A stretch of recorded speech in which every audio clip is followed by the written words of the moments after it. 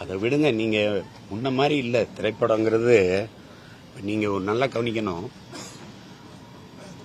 ஒரு முறை படத்தை நம்ம கொடுத்துட்டோம்னு வைங்களேன், தொலைக்காட்சிகள் கூட்டணி நிறுவனங்கள் வந்த பிறகு பல ஆண்டுகளுக்கு அந்த உரிமையை வச்சுக்கிட்டு அது தயாரிப்பாளருக்கு ஒன்றும் போறதில்லை. உங்களுக்கு புரியுதுன்னு நினைக்கிறேன். படைப்பாளிகளுக்கு யாருக்கும் போறதில்லை. என் தம்பி படத்துக்கு எனக்கு எவ்வளவு சம்பளம் கொடுத்துருப்பாங்கன்னு நினைக்கிறீங்க? 7 லட்சம். எத்தனை முறை ஒளிபரப்பிப்பாங்கன்னு நினைக்கிறீங்க? அப்போ ஒவ்வொரு முறை ஒளிபரப்பும் போது அந்த காசு யாருக்கு போகுது?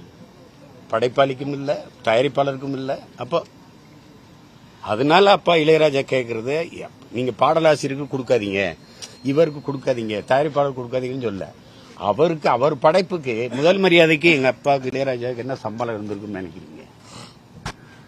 திரைப்படம் இல்லாத தொலைக்காட்சி இருக்கா? இருக்கா? பாட்டு இல்லாம இருக்கா? அப்ப தினம் சம்பாதிக்கிறீங்க. அப்ப அந்த படைப்பாளிக்கு என்ன இருக்குது சொல்லுங்க? ஒரு தடவை 2 லட்சம் ரூபாய் முதல் மரியாதைக்கு அப்பா இளையராஜாவுக்கு சம்பளம்.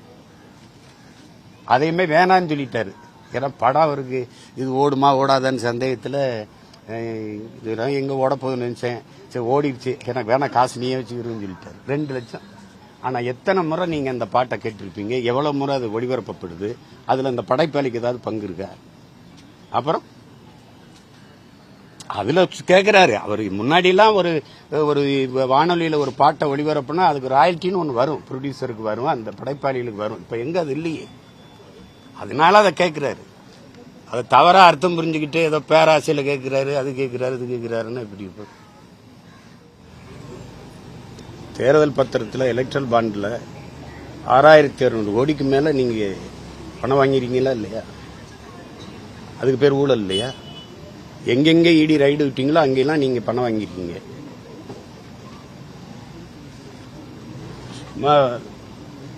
மிரட்டுறதா, அச்சுறுத்துறதா, வந்தா அதை பண்ணிடுவோம், இதை பண்ணிடுவோம்.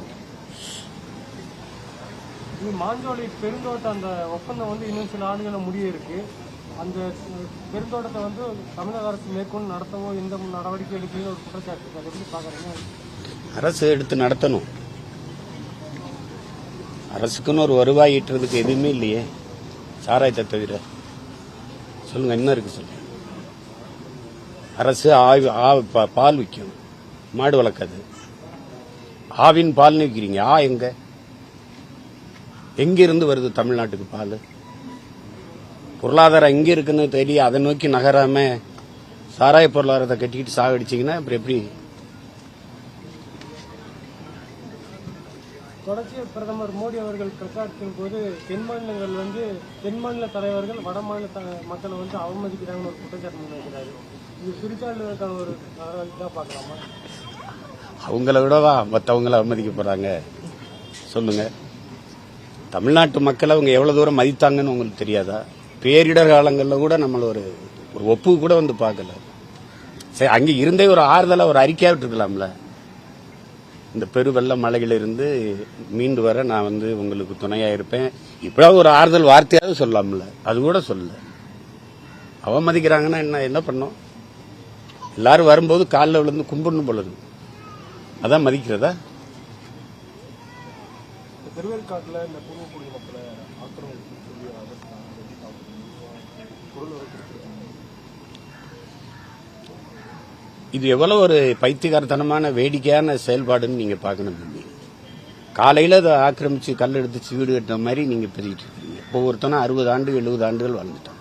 மின் இணைப்பு கொடுத்துருக்கீங்க, குடும்ப அட்டை கொடுத்துருக்கீங்க, எரிவாயு இணைப்பு கொடுத்துருக்கீங்க, சாலை போட்டிருக்கிறீங்க, வீட்டு வரி வாங்கியிருக்கிறீங்க, எல்லாம் பண்ணிட்டு 60 ஆண்டு கழிச்சு இப்பதான் ஆக்கிரமிப்புன்னு தெரியுதுன்னா இது எவ்வளவு பெரிய ஏமாற்றம் சொல்லுங்க. ஆக்கிரமிக்கும் போது என்ன பண்ணீங்க? அரசு ஆக்கிரமிச்ச இடத்த சொல்லவா நீங்க?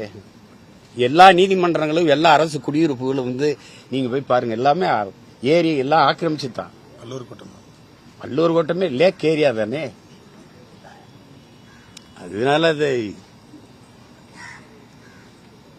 ஏற்புடையதல்ல. திடீர்னு உங்களுக்கு கனவுல வந்து சொல்லி ஆக்கிரமிப்பு தெரிஞ்சிடும், போய் இடிச்சிருவாங்க காலையில். குடும்ப